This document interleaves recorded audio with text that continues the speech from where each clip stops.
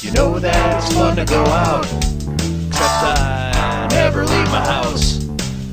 I'm either at work or home, and it seems kind of pathetic just drinking alone. So if you got nothing going on, have some drinks with Ron. Hello and welcome to Drinks with Ron. I'm Ron, about to have a drink. What could be more fitting than to bust out the old style goblet and have what was the original old style recipe, or in this case old style light, which is now LaCrosse Light. Yeah, I used to live in LaCrosse, took the brewery tour there. Of course, world's largest six-pack, that is nothing to shake a stick at. Anytime we go through LaCrosse, I always have to point that out to my kid. Nothing better than a six-pack of beer taller than a two-story house. Fantastic. Yeah, they even used to have, they had a fountain right out front with their pure, as you'll see on here, brewed with pure artesian water. Well, that pure artesian water was available for drinking for free right outside the brewery. Or it was. Because at some point, some ghetto mofo hooked a hose up to it, ran it across the street to their apartment, and somehow backed the water up and contaminated the line. They shut it all down. At least that is the rumor, I was told. I can't verify that, nor do I care to. But thinking of some good times in LaCrosse, of which there were many. One of my favorites, actually, wasn't in LaCrosse, but was in the Twin Cities.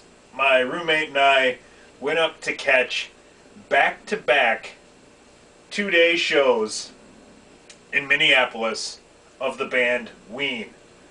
Now, I suppose a bunch of people that watch my show probably know who Ween is, but to the average person has no clue who they are.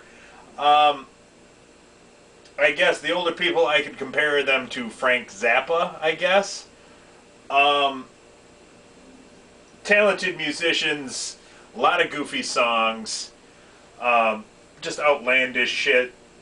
You can't put Ween on random shuffle and let it play at a party, because you're going to piss off a lot of people and possibly lose some friends. But I love Ween. And the shows, I believe, were July 29th and 30th of 2003 at First Avenue in the cities. So we laid our plan out masterfully. We would take off Friday, get up to the cities, had a hotel reserved, we booked into the hotel, we would check in, go to our room, get drunk, take the hotel shuttle from there to the concert where we'd be dropped off, where we would continue to drink, take in a roughly 2-hour show, and then catch a cab back to the hotel where we would drink. All of that went off without a hitch. The next day, the plan gets a little tighter, more frugal, but again, I believe worked to perfection. What we did is check out at 11. The show the second day was much earlier than the first day. The first day was 21 and over only. Sold out, packed, hotter than shit. The next day was all ages and started a couple hours earlier. So our big plan was we would check out at 11, drive downtown Minneapolis. I found a parking ramp right across the street from First Ave, so we parked there, and then we proceed to bum around town for 6 hours until the show started, which we did. Got to spend a good half hour posing in front of Ween's tour bus. Yeah, that's when I had my crazy hair, so me and my roommate are out there snapping pictures in front of the bus. And, you know, we're sitting there, God, you're fucking dying out here. These guys sitting in the bus, they're probably, you know, drinking, probably getting high, got the air conditioner on. Oh, these guys are living the fucking life. I got back home and read Ween's tour diary.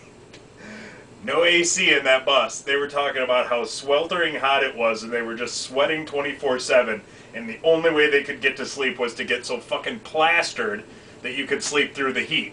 So, as we're in here, you know, standing outside griping about how, you know, luxury they have it in there, they're dying. So, and then, as I said, I read the tour blog, and we must have just missed Jeaner, because at one point he crossed the street, said, "Oh, I ate at Hard Rock Cafe across the street." Blah blah blah. We're like, "What the fuck? We were there all day. You know, we were by the door of their bus. They're probably standing there going, let these two weird fuckers move, and then once they get out of there, we'll get some food." So we, go to kill, let's say, like 6 hours downtown in Minneapolis. And then once the show's over, we would just drive home. Because if I did do any drinking in the show, it was going to be very early. I was going to cut myself off, be nice and sober to drive back. I say, all without a hitch. Goes off perfectly. Well, not quite perfectly. What are you going to do in the cities for 6 hours with virtually no money? I say just walking around. I'm in like a white t-shirt, pair of jean shorts, wandering around town with my hair sticking every which way, looking like a guy who's wandering around. Frankly, I looked about homeless. So, what are two fellas going to do? We go to the strip joint, while the sun's still up. So we get in, and there's maybe like one other guy in there.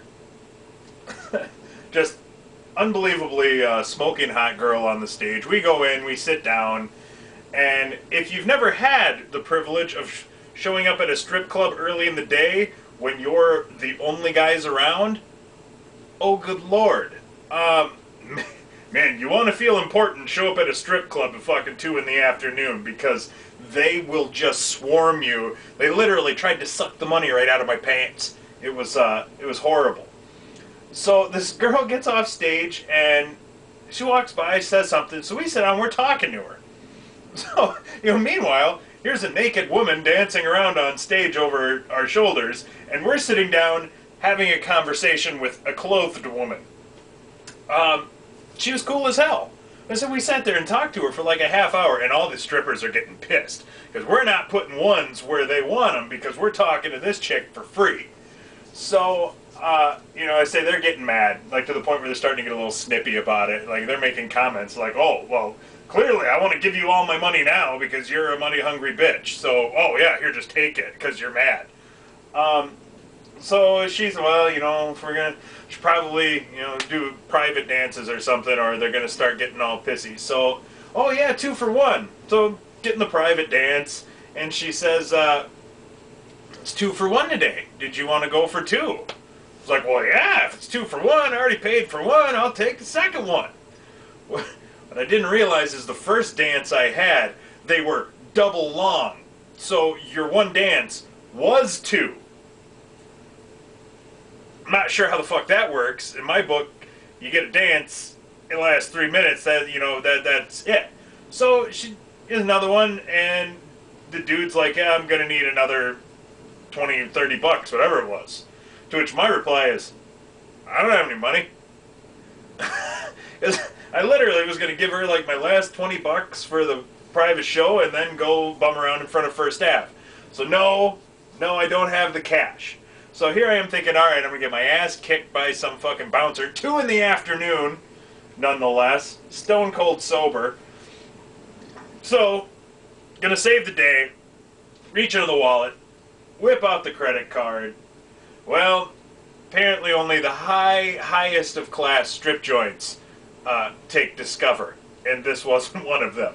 So I'm informed that my fly-by-night credit card will not sufficiently fix our problem that we've had, to a point which I volunteer to go try and find an ATM and get cash out of my Discover card to pay for the extra private strip dance that I didn't realize I had ordered. So next thing I know, here I'm walking around the cities looking for a fucking payphone, first of all. I don't know, I assume my cell phone must have been dead or something. Because I'm walking around, I found a payphone. I had to call Discover because I don't have a PIN number for my card because, frankly, I don't want to be able to get cash out of my credit card at 28.5%, probably plus a fee. So I didn't want it. So I call them, I'm on the phone with them, we're going back and forth. I have to do my mother's maiden name, the last 4 of my social, blah, blah, blah, blah, blah. we're going on and on and on. And after 20 minutes of talking to these people, I'm like, why am I fighting with you to try to get a PIN number so I can get cash so I can go pay for a dance I already had? It's so far in the past now, I didn't even enjoy it. I went right from enjoying it to, oh shit, you know, so like the enjoyment section was long gone. Now I'm supposed to go back and pay for it. I was like, you know what, fuck this. So I just straight up hang up on him. Like, I'm not doing this. You know, because, oh, the strip club had an ATM. You know, foot won't take Discover. So, so I go back and I basically just tell them, hey, look, I can't get money out of it. They won't let me do it. I called them. I can't work anything out. And the guy basically says, hey, don't worry about it. You know, mistakes happen. It's cool. Here's free passes next time you're up here. So I'm like, okay, great. I'll tell him you didn't kneecap me when I couldn't pay your strippers. So, but this chick was worth all the hassle. She was great. We find out she's from Iowa, just covered in tattoos. So we're talking to her about her tattoos. Like, what's your favorite one? You know, back's full of them. She's got them everywhere. Out of all these tattoos, she pulls out her hand, and she's got like a little ring tattoo on her finger. You can barely even see it with all the other shit on her. She said, I think this one's my favorite. And we're like, are you serious?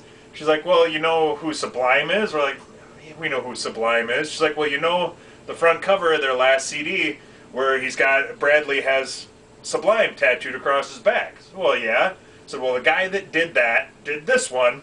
It's my favorite. Like, well, you can't argue with logic like that, and I should have proposed to her on the spot. But hindsight is 20/20, and because I say, being in a strip club with the sun still up, you know, you've probably done something wrong on the judgment train somewhere along the way. But getting back to the original point of the story, fantastic show. They had a CD that was supposed to be coming out for like a month. Every week. It's going to be out Tuesday, going to be out, and it just kept getting pushed back and kept getting pushed back. So we're like, great, the show, you know, it'll come out Tuesday, we'll buy it, 3.5 hour drive to the cities, we will just loop this CD and listen to it, we'll know it inside and out.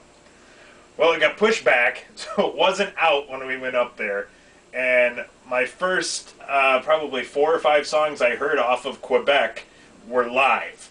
So when I got the CD, they didn't sound right to me, because like, oh, Happy Colored Marbles, the lead guitar, they had it cranked, it just overtook everything, and for me it was perfect. I said they closed, or nearly closed, the second night with like a 9.5 minute rocking version of the song Fluffy. Which, if you don't know it, it's a very slow mock country song about a dog.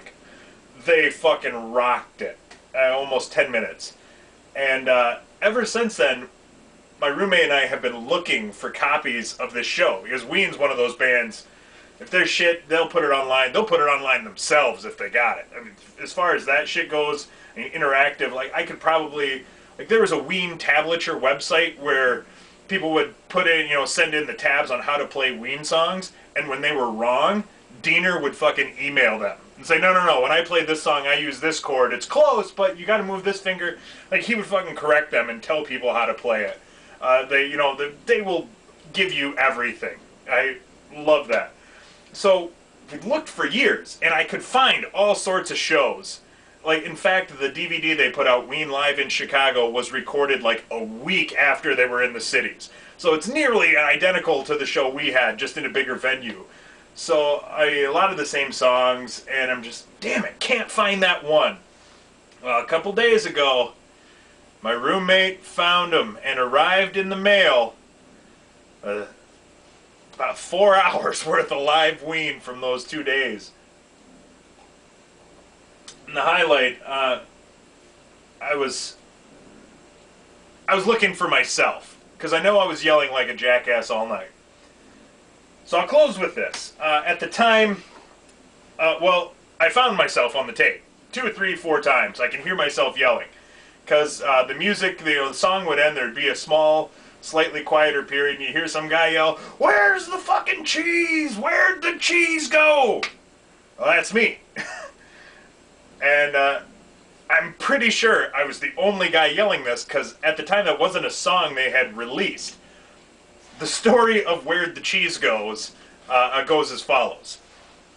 Like 2002 or 3, somewhere right in there, Ween was, I believe, in the running to do an ad, or music for an ad for Pizza Hut about having stuffed crust with cheese. So their whole pitch is, where'd the cheese go? Well, it's in the crust. So they do this, keyboard, whole fucking just hilariously cheesy, not a pun, definitely not intended, song. And it's all, where'd the cheese go? I don't know. Well, they submit it. Pizza Hut says, we like it, but we want you to change it. You need to change A, B, and C. Well, Ween, not really fucking caring, sends them back the identical track, but on top of it, where the first track says, where'd the cheese go, over top of that, they laid more vocals of like this mock ghetto, bitch, where the fucking cheese go at? Where the cheese go to? And they submit that back to Pizza Hut, who of course declines to use their song in their commercials. Not sure why, but so that's the story, and I really wanted to hear that, so all night I kept yelling, where'd the cheese go? And my roommate says there's guys next to us going, what's he talking about? Maybe he means chocolate and cheese. Like, yeah, maybe that's what he's talking about. Well, they're playing stuff off of chocolate and cheese. What's he talking about? Like, no. It's where'd the cheese go? So I yelled it all night. I heard myself on the tape, gratified. 10 years later, there it is. And just brought memories of the whole weekend back. I say, just fucking fantastic. We go to the second show, 2 hours, you leave on that high, you're just, I say, you come floating out of there. 3-hour drive home, still feeling that live show energy. Of course, Ween broke up last year, so for now there is no more Ween. But I'm fairly confident that somewhere in the future they will get back together, reunite, and play some shows. And when they do, I recommend you be there, whether you're familiar with their catalog or not, because there's some fucking excellent showmanship, great time, killer sound quality, and I say, good time had by all. So with that, I say, bitch, where the fucking cheese go at?